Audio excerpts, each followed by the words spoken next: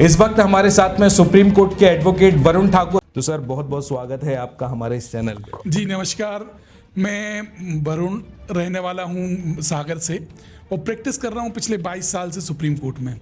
ये मैं आपको इलेक्शन के बारे में ही बताना चाहता हूँ। ये बहुत बड़ी महत्वपूर्ण संस्था है क्योंकि समाज में रूल ऑफ लॉ कैसे रहेगा ये निश्चित करती है ये संस्था डिसाइड करती है कि लॉ कॉलेज का जो सिलेबस है, इसके स्टैंडर्ड, इसके मापदंड वो डिसाइड करती है। अधिवक्ताओं के लाइसेंस यही संस्था जारी करती है। तो ये महत्वपूर्ण चुनाव है। इस चुनाव की जिम्मेदारी हर अधिवक्ता की है। ऐसे लोगों को चुने जो वाकई में इस अकाउंटेबिलिटी को फुलफिल कर सके। आज हम देखते हैं पिछले कई वर्षों से अधिवक्ता परिषद की ने जो जिम्मेदारी निभानी चाहिए थी वो नहीं निभाई है। हर स्टेट में जो नवोदित अधिवक्ता हैं, जो न्यूली रजिस्टर्ड अधिवक्ता हैं, उनको कुछ ना कुछ मानदेय दिया जाता है, पर मध्य प्रदेश में ऐसी व्यवस्था नहीं है।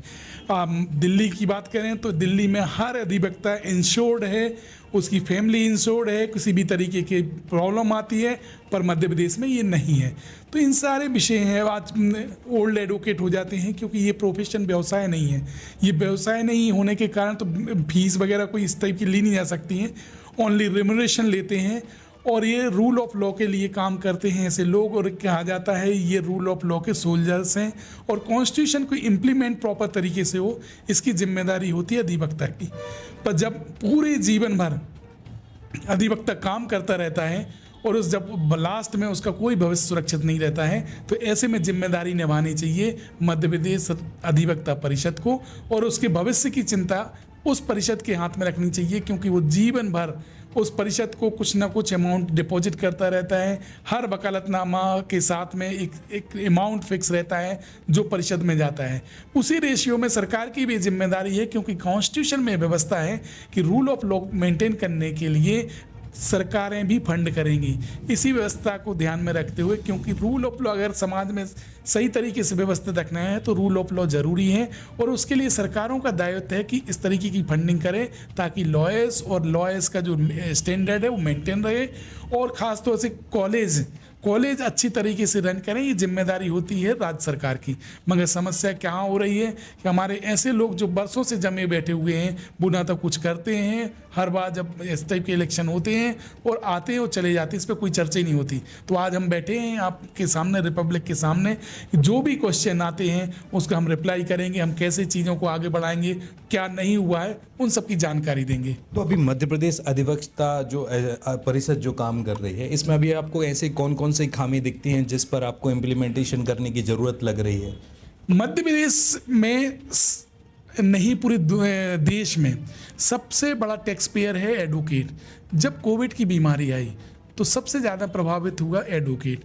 लाखों एडवोकेट ने अपना प्रोफेशन छोड़ दिया क्योंकि उस टाइम पे बिल्कुल काम नहीं हो रहा था, तो उन्हें दूसरे व्यवसाय की तरफ रुझान करना पड़ा। तो एक तरीके से जो ट्रेंड एडवोकेट हैं, क्योंकि एडवोकेट होना एक अलग स्टेप है, पर ट्रेंड एडवोकेट होना एक अलग जिम्मेदारी है। तो उस टाइम पे सरकारों को, परिषद को वो जिम्मेदारी निभानी चाहिए थी, वो जिम्मेदारी उन्होंने नहीं निभाई। एक चिंता का विषय था। जब सब लोग कष्ट में थे तब इन लोगों ने उस तरीके से सहायता नहीं की जो करनी चाहिए थी। तो आपको लगता है कि जो मई में होने वाले हैं इलेक्शन 2026 में, आपने जो बोला है वो लोगों को समझ में आ रहा है? और जो एडवोकेट की भी जो समस्याएं होती हैं, हम यहाँ की बात करें, आप तो चूंकि 22 साल से सुप्रीम कोर्ट में प्रैक्टिस कर रहे हैं इस बारे विषय को लेके, लेकिन मध्य प्रदेश में जो ग्राउंड लेवल पर इम्प्लीमेंट है उसको आपने कैसे समझा? मैं घूम रहा हूँ, मैं मिल रहा हूँ, हर डिस्ट्रिक्ट कोर्ट जा रहा हूँ, मैं देखता हूँ बेसिक फैसिलिटी नहीं है, टॉयलेट्स नहीं है। टॉयलेट्स न मेल्स के हैं न फीमेल के हैं, जबकि ये जिम्मेदारी है सरकारों की कि प्रॉपर क्लीन टॉयलेट अवेलेबल हो, ना कि एडवोकेट को, बल्कि क्लाइंट जो आ रहा है, litigant is the big stakeholder. मगर इस तरीके की कोई व्यवस्था नहीं है। बजट आते हैं और चले जाते हैं और इसको लेके अधिवक्ताओं को लेके कोई बजट में कोई प्रावधान नहीं रहता। तो ये चिंता का विषय है। आज बैठने की सहूलियत नहीं है। आज हम लोग देखते हैं बाहर इनके ना चेम्बर्स हैं, ना उनको सही तरीके से बैठने, बल्कि कहीं कहीं तो मैंने ऐसे देखा कि कहीं पीछे से नाली बह रही, आगे एडवोकेट अपनी चेयर लगाए, तो बड़ा कष्ट होता है देख के। और ये आज हम 75 साल होने के बाद में भी इस तरह की व्यवस्था नहीं रख पाए, जबकि इतना नोबल प्रोफेशन है। इसमें सरकार की बहुत बड़ी हम लापरवाही मानेंगे और उससे बड़ी लापरवाही मैं अधिवक्ता परिषद की मानूंगा, क्योंकि उन्होंने इस तरीके से आवाज़ नहीं उठाई कि वो इस सुविधाओं को दे सके। और दूसरा एक महत्वपूर्ण मुद्दा है एडवोकेट प्रोटेक्शन एक्ट। क्या होता है कि समाज में जब भी अपराध होता है तो अपराधी डायरेक्ट पहुंचता है एडवोकेट के पास। तो जिसके साथ अपराध हुआ है और जो अपराधी है, दोनों के बीच में जो राइवलरी है उसके बीच में आ जाता है एडवोकेट। तो कहीं ना कहीं इस तरह की मानसिकता वाले लोग एडवोकेट को भी हानि पहुंचाने से चूकते नहीं हैं। तो ऐसी स्थिति में ये सरकारों की जिम्मेदारी है कि उनके अधिकार सुरक्षित रखे जा सकें। और ये रूल ऑफ लॉ तभी मेंटेन हो सकता है जब अधिकार अधिवक्ताओं के सुरक्षित रहेंगे, वो अपने आप को सेफ महसूस करेंगे। और जब तक नहीं करेंगे महसूस तो कहाँ से रूल ऑफ लॉ की हम बात करें? कैसी डेमोक्रेसी का मतलब ही है रूल ऑफ लॉ। जनता के द्वारा जनता के लिए शासन तभी हो सकता है जब सशक्त अधिवक्ता रहेगा और रूल ऑफ लॉ समाज में व्याप्त होगा, तभी हम एक कल्याणकारी राज्य की ओर बढ़ेंगे। अभी हमारे साथ में ना रामेश्वर जी भी हैं, सीनियर एडवोकेट हैं हाई कोर्ट में। तो ये किस तरीके से आपकी हेल्प कर रहे हैं, प्रोटेक्ट कर रहे हैं? नहीं, ये सीनियर एडवोकेट हैं। ये बहुत बुंदेलखंड का पूरे लिए हर्ष का विषय है कि पहली बार पूरे बुंदेलखंड से किसी व्यक्ति को सीनियर डेजिग्नेटेड किया है। और सीनियर डेजिग्नेटेड ऐसे उसका मतलब है उसको कानून विद पूरी फुल कोट करती है कि ये कानून में पारंगत हैं, मतलब कानून से रिलेटेड किसी भी चीज़ में ये कंप्लीट हैं। और ये इस तरीके का डिजिग्नेशन में मतलब ये बहुत बड़ी बात हो जाएगी। पर मैं देखता हूँ सर डॉक्टर हरि सिंह और भी सीनियर डिजिग्नेटेड नहीं थे, वो भी बुंदेलखंड से थे। पर आज हमारे बीच में ऐसे व्यक्ति बैठे हुए हैं जिन्हें पूरे बुंदेलखंड की जनता नाज करती है। उन्हें पूरे full court Madhya Pradesh high court की उन्होंने डिजिग्नेटेड किया। तीनों बेंच सारे जजेस बैठते हैं और उन्होंने सिलेक्शन किया। कोलिजियम के हिसाब से जजेस तो 5 लोग मिलकर बनाते हैं, 3 लोग बनाते हैं। 3 हाई कोर्ट के सीनियर जजेस बैठते हैं, वो डिसाइड करते हैं। मगर जब सीनियर डिजिग्नेशन का जो गाउन दिया जाता है, इसमें सारे पूरे हाई कोर्ट के जजेस रहते हैं, वो उसमें पार्टिसिपेट करते हैं, तब वो डिजिग्नेटेड करते हैं। तो ये हम लोगों के लिए एक बड़ा अत्यंत हर्ष का विषय था। इसीलिए उनका आज यहाँ पे सम्मान हम लोगों ने रखा था। और ना सागर बल्कि पूरे बार एसोसिएशन के लोग आए थे।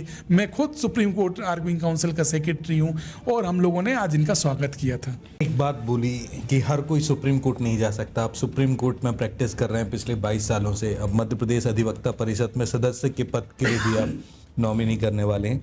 तो मैं कुल मिला के ये पूछना चाहूँगा, जो मध्य प्रदेश अधिवक्ता परिषद है वो आम लोगों के लिए कितनी एक्टिव होगी? ये तो आपने जो भी ग्राउंड लेवल पर चीज़ें बताई वो अधिवक्ताओं के लिए बताई, लेकिन अधिवक्ता कितने गंभीर होते हैं आम लोगों के कॉन्स्टिट्यूशनल राइट के लिए? उनके साथ जो गलत हो रहा है, किस तरीके से वो अवेयरनेस आम लोगों के बीच आप फैलाते हैं, उनके लिए क्या करेगी? मैं आपको इस लाइव के माध्यम से बताना चाहूँगा कि ये सारा का सारा इंस्टीट्यूशन, चाहे वो कोर्ट हो, जजेस हो, लॉयर्स हो, ये सब आम आदमी के लिए, ये सब लिटिगेंट हैं। अगर लिटिगेंट अपने आप को सुरक्षित नहीं महसूस तो इस सब चीज़ों की ज़रूरत नहीं है।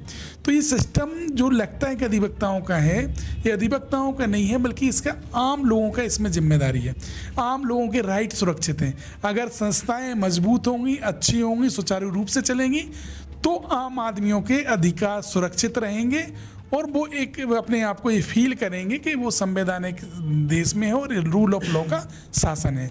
अगर यही संस्थाएं कमज़ोर रहेंगी, ऐसे वीक रहेंगी, तो प्रॉपर इम्प्लीमेंटेशन नहीं हो पाएगा। तो यहाँ पे जंगल राज जैसी स्थिति होगी। तो ज़रूरत है ये सारे इंस्टीट्यूशन हैं, चाहे कोर्ट हो, कचहरी हो, एडवोकेट हो, जजेस हैं, ये इसलिए है कि रूल ऑफ लॉ का शासन हो सके।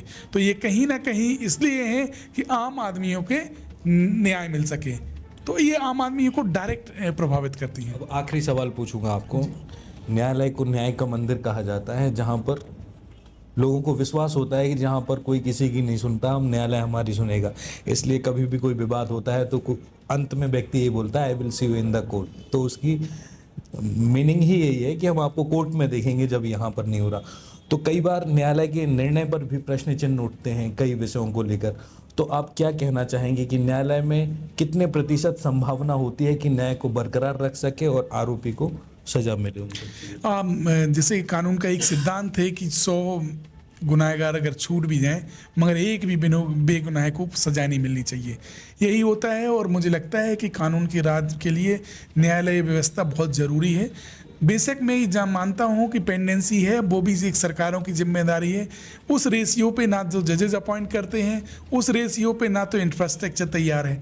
आप अगर कंपैरिजन करेंगे वर्ल्ड के किसी भी देश से, तो बड़ी हमारे यहाँ पे जो जजेस काम कर रहे हैं 24/7 कर रहे हैं। और मैं एक चीज़ और बताना चाहता हूँ कि बार बार ये कहते हैं कि ये कोर्ट में बहुत ज़्यादा छुट्टियाँ हैं, बहुत ज़्यादा छुट्टियाँ हैं। ऐसा बिल्कुल नहीं है। जजेस हमेशा 24/7 काम करते हैं। जजेस कभी छुट्टी पे नहीं होते हैं। कुछ ऐसा अर्जेंट है, वो इमीडिएटली उसकी सुनवाई होती है, उस पर निर्णय आते हैं। मैंने आप लोगों को इस टाइप के उदाहरण भी मिल जाएंगे।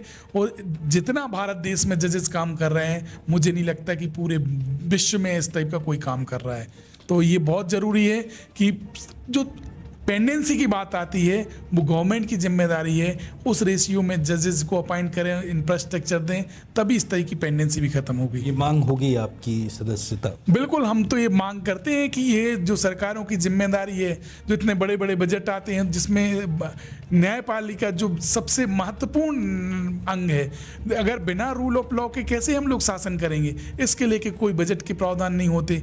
इसको सुनिश्चित करने के लिए हमें बेसिक चीज़ों पे सोचना पड़ेगा। बजट में हमें लेके आना पड़ेगा। इंफ्रास्ट्रक्चर पे कैसे खर्च करें, कैसे हम नए जजेस बनाएं, कैसे हम नए college, law college, best college दें, ताकि हमारे पास में लीगल एक बेस्ट माइंड निकल के आ सके। ये जिम्मेदारी होती है सरकारों की। एपीजे अब्दुल कलाम का एक क्वाइट्स है कि sometime we are able to qualify that but we are not able to clear the process. तो पिछले कार्यकाल में कई चीज़ क्या आपको ऐसी दिखी कि वो व्यक्ति कर सकते थे, नहीं कर पाए, या प्रोसेस वो पूरी ना कर पाए? इन सब चीज़ों का मतलब आगे जाके तो कोई आपका वो एक्सपीरियंस कैसा? हाँ, मैं तो ये समझता हूँ कि पिछले 75 साल से जो काम होना चाहिए थे वो तो नहीं हुए हैं। जिस तरीके की लोगों की अपेक्षाएं थी वो पूरी भी नहीं हुई हैं। जिस तरीके की अधिवक्ताओं के कहूँगा काम हुआ नहीं कि काम करने वाले नहीं? अब मैं ये कह सकता हूँ काम हुआ नहीं तो मतलब काम करने वाले थे नहीं, या उनका बिल नहीं था। तो ये ज़रूरी है कि हम लोगों को इस चीज़ में ज़रूर पूछना चाहिए। जो अधिवक्ता हैं, जो वोट कर रहे हैं, जो स्टेक होल्डर हैं, उनको ये ज़रूर पूछना चाहिए कि आपने अभी तक क्या किया है और आगे क्या करोगे। अगर आप ये नहीं पूछोगे, सिर्फ इसलिए वोट दे दोगे कि ये हमारे यहाँ का है, हमारी कम्युनिटी का है, या कुछ हमारे लिए सीट अरेंजमेंट कर दिया या बुक्स दे दी, तो फिर इस टाइप का बना रहेगा। तो ये ज़रूरत है, मैं सब लोगों से कहूँगा कि जो भी अधिवक्ता परिषद के कैंडिडेट हैं, उनसे ज़रूर पूछिए कि आपने अभी तक क्या किया और क्या करोगे हमारे लिए। तो ये बहुत ज़रूरी है, क्योंकि हम ये जिम्मेदारी सौंपते हैं, अपने पूरे अधिकार उनको सौंपते हैं, तो उनको अकाउंटेबल बनाना हमारी जिम्मेदारी है। तो बहुत बहुत धन्यवाद चैनल के साथ में जुड़ने के लिए। आपका भी धन्यवाद। जैसा कि आपने देखा कि अभी हमारे साथ में थे वरुण ठाकुर, जो दिल्ली में सुप्रीम कोर्ट में सीनियर एडवोकेट हैं और पिछले 22 साल से प्रैक्टिस कर रहे हैं। उसके साथ में हमारे साथ में रामेश्वर सिंह ठाकुर हैं, जो सीनियर एडवोकेट हैं और जबलपुर में वो प्रैक्टिस कर रहे हैं। अभी वो बुंदेलखंड के एक ऐसे एडवोकेट हैं जिनको डेजिग्नेट किया गया है जबलपुर हाई कोर्ट में। वो बिना वकालतनामे के भी है ना वहाँ पर प्रैक्टिस कर सकते हैं, जैसा कि उन्होंने बताया। अभी 2 महीने बाद यानी कि 26 मई 2026 को मध्य प्रदेश बार काउंसिलिंग के यानी कि मध्य प्रदेश अधिवक्ता परिषद के सदस्यों के लिए नॉमिनी होना है, यानी कि इलेक्शन होना है। वरुण ठाकुर जी उसमें पार्टिसिपेट कर रहे हैं। अब देखना ये होगा कि जिस तरीके से ये मध्य प्रदेश के हर जिले में जा रहे हैं, वहाँ पर इनको रिस्पॉन्स कैसा मिलेगा, और जो ग्राउंड लेवल पर जो जो चीज़ों की ज़रूरत होती है उस पर भी चर्चा करेंगे।